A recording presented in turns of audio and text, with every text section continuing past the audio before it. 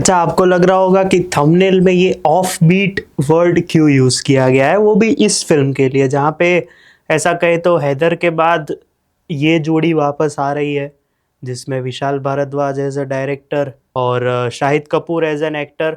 और बाकी की स्टार कास्ट आप देखिए, तृप्ति डिमरी है, अविनाश तिवारी है, नाना पाटेकर है, तमन्ना है, दिशा पाटनी का रोल ऐसा कह सकते हैं हम कि उनका एक आइटम सॉन्ग ही है अभी, तो ऐसा लग रहा है। विक्रांत मैसी भी है कास्ट में, और एक कैमियो भी हो सकता है। अब वो क्या है वो मैं आपको आगे बताता हूँ। तो ओ रोमियो का ट्रेलर फाइनली आ गया है, और जिस तरह का टीजर ने एक लेवल सेट कर दिया था कि इस बार हम क्या देखेंगे विशाल भारद्वाज की मूवी में, तो उस लेवल को वहां पे ही मेंटेन किया है, जहाँ पे हमें ट्रेलर में एक तरीके से देखें तो एक गैंगस्टर की बात दिखाई जा रही है, जो शूट आउट्स या फिर लोगों को मारने के लिए जाना जाता है, जहाँ पे शाहिद कपूर का कैरेक्टर रोमियो करके है। वो एक गैंगस्टर है, और उनके वहाँ पे एक दिन तृप्ति डिमरी का कैरेक्टर जो आता है, वो किसी की सुपारी लेके या फिर किसी को मारने के मकसद से आता है कि मुझे इसको मारना है, तो आप क्या करेंगे इनके साथ। तो वो सामने कहते हैं कि मुझे क्या मिलेगा, आपको मेरे साथ सोना होगा। तो उस टाइप की स्टोरी लग रही है, लेकिन ये स्टोरी कहीं ना कहीं रियल लाइफ से बेस्ड है। जहाँ पे मैं आपको ओवरऑल इस फिल्म के ट्रेलर की बात करूँ तो सिर्फ कैरेक्टर इंट्रोडक्शन या फिर कैरेक्टर्स के अराउंड उन्होंने बात की है। कौन कैरेक्टर क्या है उसमें सिर्फ हमें दो लोगों की बात पता है, जो सोशल मीडिया पे थियरीज चल रही थी ट्रेलर के बाद से, कि ये सपना दीदी का जो एंगल है पूरा, दाऊद इब्राहिम सपना दीदी वाला पूरा, उसके ऊपर की बात यहाँ पे की गई है। और आप अगर देखें, मैं आपको एक छोटा सा ट्रिविया देता हूँ कि ये फिल्म वापस खुली है या फिर ये पहले फिल्म शेल्व हो गई थी, जहाँ तक मुझे याद है। विशाल भारद्वाज ने एक्चुअली इसकी ओरिजिनल कास्ट और इसका ओरिजिनल नाम रखा था सपना दीदी, जब ये लोग ये कैरेक्टर्स नहीं थे। उस फिल्म में इरफान थे, प्रियंका चोपड़ा या फिर दीपिका में से कोई एक होने वाला था, और ये सेम पैटर्न सेम चीज़ और इसी चीज़ के साथ ये पूरी फिल्म बनने वाली थी। लेकिन फिर कुछ रीजंस की वजह से ये फिल्म उस ओरिजिनल स्टार कास्ट के साथ शेल्व हो गई। उसके बाद ये फिल्म का अनाउंसमेंट हुआ, तभी पहले इसका नाम अर्जुन उस्तरा था। एक तरीके से देखें तो ट्रेलर में शाहिद कपूर का एक डायलॉग भी है कि उस्तरे से बच के रहना, ऐसा कुछ डायलॉग है। तो आई थिंक रोमियो एक अलग नाम होगा।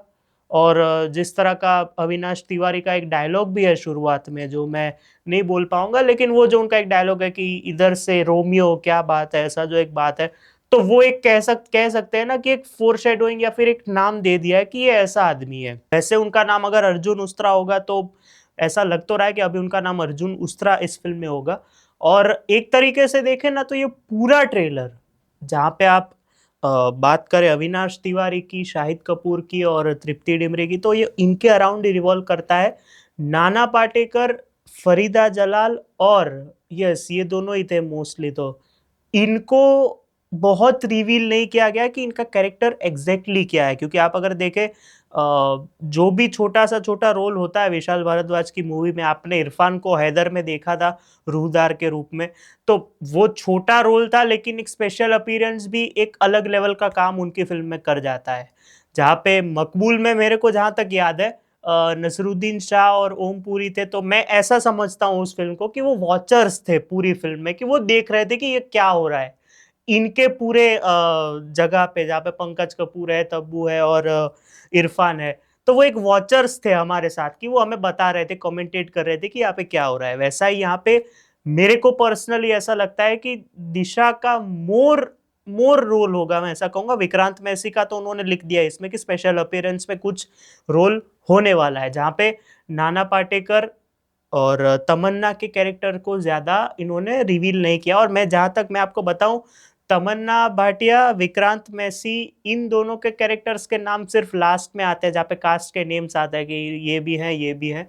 वो एग्जैक्टली फिल्म में क्या कर रहे हैं वो अभी हमें बताया नहीं गया है। अब मैं बात करता हूं कि मैंने थंबनेल में ऑफ बीट क्यों लिखा है। देखो, मैंने अब तक विशाल भारद्वाज की मूवीज में ओमकारा, मकबूल और हैदर देखी है। मेरे को कमीने देखनी है, मैं जल्दी वो देखूंगा, और पॉसिबल होगा तो हम उसका टॉकिंग अबाउट भी करेंगे। उसका तो गाना ही बहुत बढ़िया है।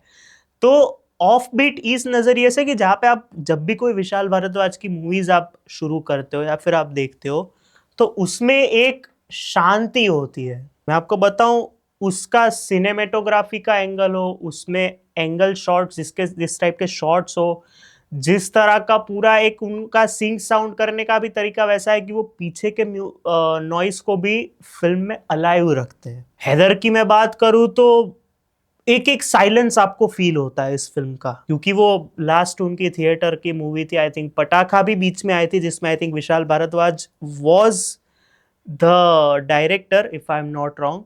तो ये मैं आपको याद दिला रहा था। लेकिन एक शांति होती है, बात कैरेक्टर्स करते हैं, आपको टच होती है उनकी बातें, उनके डायलॉग्स आप देखिए।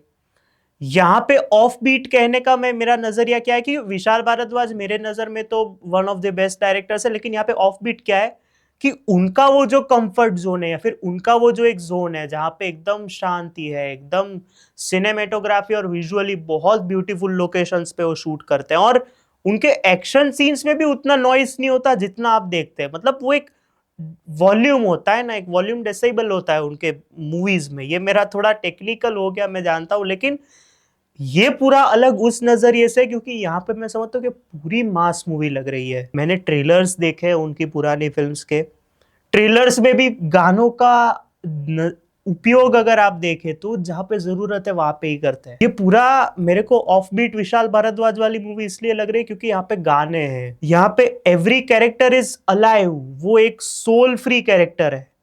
यहाँ पे एक्शन है जो एकदम ब्रूटल एक्शन सीक्वेंसेस जो दिखाए गए हैं।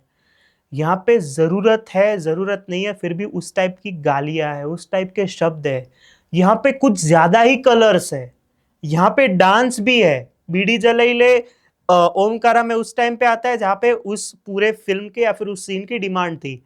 यहाँ पे एकदम ऑफ बीट विशाल भारद्वाज जो मैंने सोचा नहीं था कि मैं देखूंगा। खुफिया में भी आप अगर देखें तो you can also feel and you can also see the silence in that movie, जहाँ पे अली फजल, वामिका और तब्बू थे। ये पूरा ही अलग जॉनर उन्होंने, या फिर पूरा ही अलग एक ऑफ बीट विशाल भारद्वाज को मैंने जो देखा है, मुझे पर्सनली, मैं आपको ट्रेलर को एक लाइन में रिव्यू करूं तो I am intrigued and I am excited to watch this movie, because एक तो रियल लाइफ कैरेक्टर्स से इंस्पायर्ड है कहीं ना कहीं, और जिस तरह के कैरेक्टर्स दिखाए हैं उसमें भी नाना पाटेकर और विशाल भारद्वाज पहली बार, मेरे लिए तो ये बहुत बढ़िया। मैं एक बात हमेशा समझता था जब से नाना पाटेकर ने ये फिल्म ज्वाइन की थी कि इरफान तो नहीं है हमारे बीच, लेकिन विशाल भारद्वाज को परफेक्ट रिप्लेसमेंट पता है कि अगर इरफान नहीं है तो मैं नाना को लूंगा अपनी फिल्म में। और दिख रहा है कि उनकी प्रेजेंस क्या मैटर करती है इधर, जहां पे मैं ये चीज को लेके भी एक्साइटेड हूँ कि विक्रांत मैसी और तमन्ना का कैरेक्टर क्या होता है। तृप्ति डिमरी का अंडर प्ले मुझे इस फिल्म में बहुत बढ़िया लग रहा है अब तक। एकदम जहाँ पे ज़रूरत है वहाँ पे सिर्फ एक्सप्रेशंस ही है, जहाँ पे ज़रूरत है वहाँ पे ही डायलॉग्स है। वहाँ पे एक जगह पे जो उन्होंने बोला कि मुझे पता है कि आपको मेरा शरीर नहीं लेकिन आप मेरी रूह चाहिए, लेकिन वो आपको इस जन्म में नहीं मिलेगी। तो यहाँ पे ना आग दोनों साइड से लगी है, वो दिखता है कहीं ना कहीं। तृप्ति डिमरी के साइड से बहुत कम लगे। मुझे पर्सनली लास्ट का सीक्वेंस बहुत बढ़िया लगा।